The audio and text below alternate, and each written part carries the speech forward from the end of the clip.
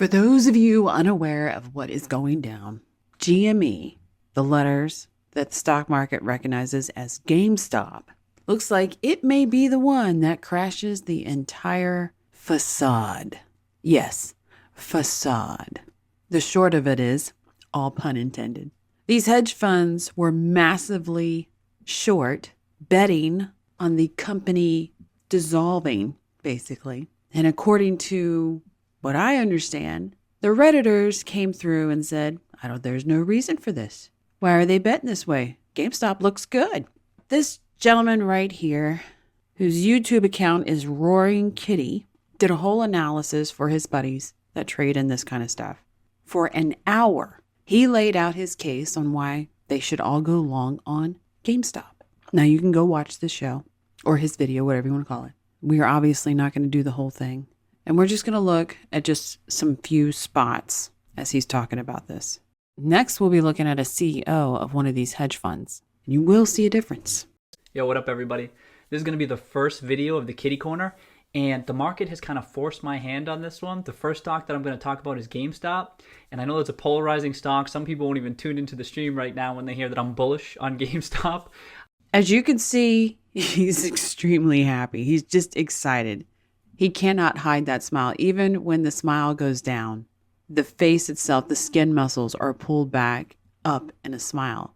He's smiling as he speaks. He's excited about this trade. Now, mind you, this video, I believe it was done during the summer. What's the date on this? July 27th of 2020. So nowhere near January 2021. That's how happy he is about this trade that he's going to do and hoping that other people join him from July. And so far, as he's getting so excited about this, we don't see like the evil grin. And what I mean by evil, when you see someone's personality start to come through, people can be excited about a company and it's really just, this is a very good trade and we're going to make lots of money. Or you can be excited about something in the sense of I'm going to manipulate and scheme. But when it's just as simple as this, I can just make a bet. It's going to be a surefire thing to come back positive to me. Voila. It's simple. The mind doesn't have to weave through it and the scheming isn't there. At the current price point, it's trading about $4 right now, $260 million market cap. And most of these kitty corner videos, I want them to be shorter, like 1 minute, 5 minute, 10 minute max. I want them to, that way it's just a quick intro into my thoughts on a stock. But this GameStop one, it's going to be a little bit longer because I have a lot to say about it. I could talk about it for weeks. I'm going to try to keep this as short as I possibly can, but I have a lot to say. I got a lot to say about it. And you notice that he rolls into the visual memory part of his mind and he rolls back down because he's trying to filter. There's so much to say. And he verbalizes there's so much to say, but you see his actual mind try and filter out, is this important information? Can I shorten it down? And they'll still understand with the information that I leave out and put in. And that's why you see that. And then we're going to skip to another part where he's actually into his analysis. I'm also hoping maybe you can catch some of my blind spots if I have some, poke some holes in my thesis and share it with me. Because, I think everyone else is crazy and I think I'm right, but I've been wrong plenty of times in the past. So I'm going to upload this and maybe you can share your thoughts with me. But let's. I just left that in there. He looks like a really honest guy. And that's what you want, is someone to sit there and say, yeah, if I'm wrong, let me know. And pull themselves back. I'm going to pull myself back as I say this because, when you're being told you're wrong, it hurts. But if you're willing to accept being wrong, then you're probably one of the smartest people. But anyways, let's skip through.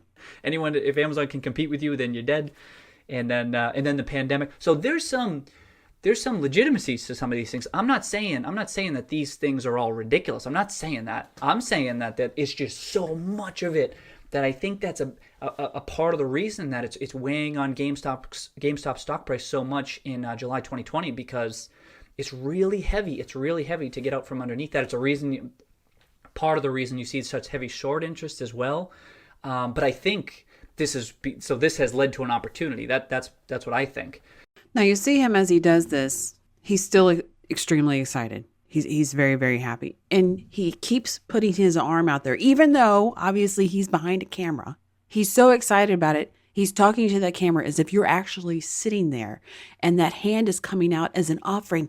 Look what I bring you. Look at all this information. Look at all this good news possibly if we go down this path. Come on, come with me. I want to share in the good fortune that is to come. Watch a little bit longer. But yeah, so just so much negative commentary. I just think that this sentiment is so negative that it's overdone. That's what I'm trying to get at in this section. And also with these GameStop bears, you read some of these articles or some of the commentary on this, and I think people, because they themselves, this is what I was trying to get at too, they seem to falsely impute behaviors to others. Like they themselves might not be customers at GameStop, or if they have bought physical discs, they have the ability to resell it on eBay or something like that, or they just download everything. And I think what happens is the people who are opining on GameStop as an investment, they're the loudest, right? But they're just not customers, or they or their friends or family aren't customers too.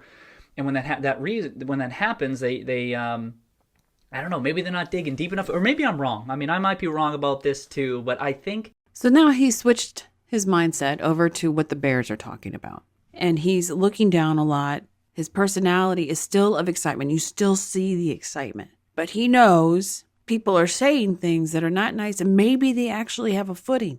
And he also knows in his mind that emotionally he's attached to it and he doesn't want to believe it.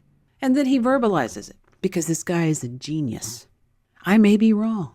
These are my favorite personalities. These are the kind of people that you want to live next to, because self-reflection is what makes a peaceful world. Now we're going to move on to the other part of this personality, which is this guy.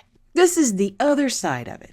The cat is out of the bag. GME is going through the roof. Let me just get your broad perspective first of what you make of the whole GameStop situation as you've been watching it unfold for these last couple of weeks. Well, Rob referred to the casino environment, and I think he's on the right track. What's going on is no surprise. Prior to the virus hitting, the number of unemployed people in the country was, I think, 5.7 million. That ballooned to over 23 million. Is now dropped to about 10.7 million. And it's very clear that the Fed and Congress is pulling at every stop to get employment back to where it was pre-virus. So they create an environment of free money. We have no commissions anymore because of Robinhood.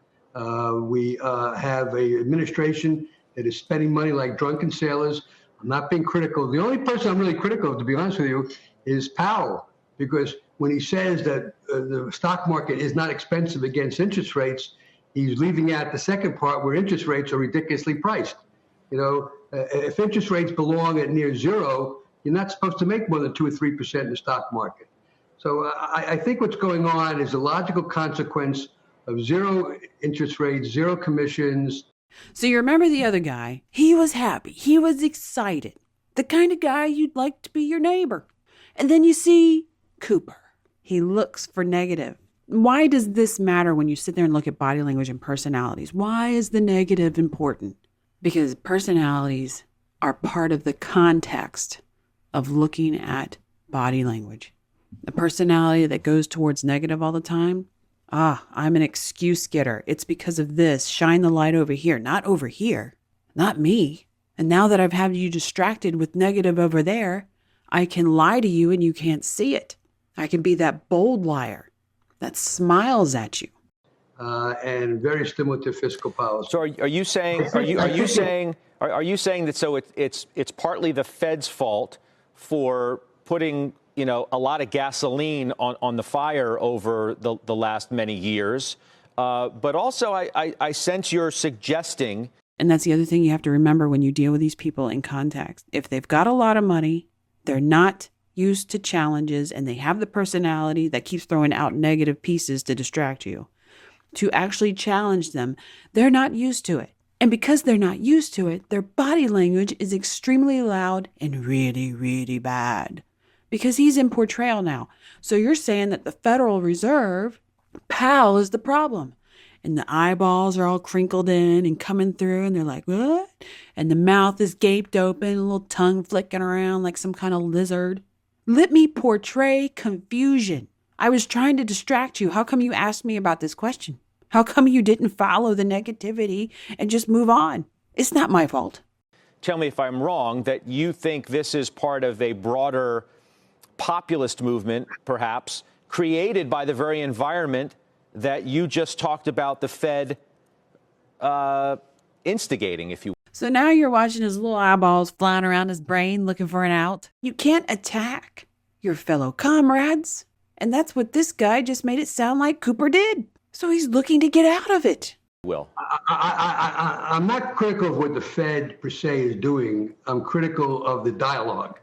In other words, Greenspan was early, but he referred to irrational exuberance. Well, I'm not critical of Powell. No. It's the dialogue. Yeah, that's what it is. It's the dialogue. And doublespeak works in their world. The market is very, very pricey. We have been pulling forward demand.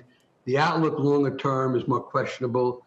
And I don't think the Fed is giving any indication to the public that that's part of the picture. So I would say that I understand what's going on in the market. This is not going to end well when it ends. And the bigger question is, when does it end? I don't think it ends soon, but I think it will end. And will. So you've seen the believe me look, the stress, and he's given you for the first time somewhat of an honest answer. End very badly for the public. Whenever you go into the S&P at current multiples, the 1 year, 3 year, 5 year returns have been very pedestrian. That's the environment we're heading for. You've said in the past that, where it was different instances, we weren't talking about the GameStop situation, that it was going to, quote unquote, end in tears. There are a lot of tears being felt throughout the business that you made your living in. And I'm curious to get your reaction to this notion of this uprising, a revolt, if you will, against the hedge fund community.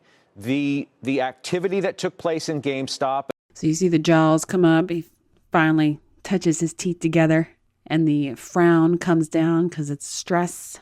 Like, oh, yeah, that's ugly. Ugh, don't want to talk about that. Against some of the short funds and just this general idea that we're sick and tired of watching hedge funds make all of this money, hedge fund managers make all of this money. Let me be aghast. Make that much money. Whenever they don't get money, the government bails them out.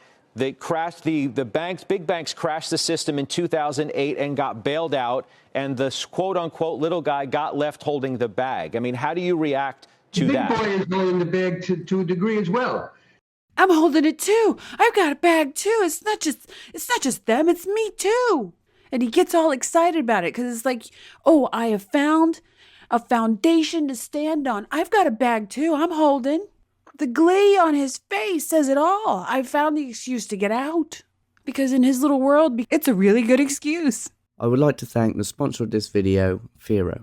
Fero is one of the few cryptocurrency projects that I respect. Unlike most other cryptocurrencies, Fero is focused on safeguarding your financial privacy without compromising on trustlessness, which means no third parties are required, and transactions are private by default.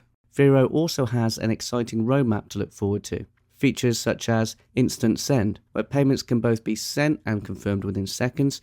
There's also Elysium, which adds tokenization functionality similar to Ethereum, but it also enables these assets to enjoy Fero's privacy technology. There's many more things on the roadmap, and if you'd like to learn more, head over to fero.org. If you like it, please share and subscribe. Thanks for watching.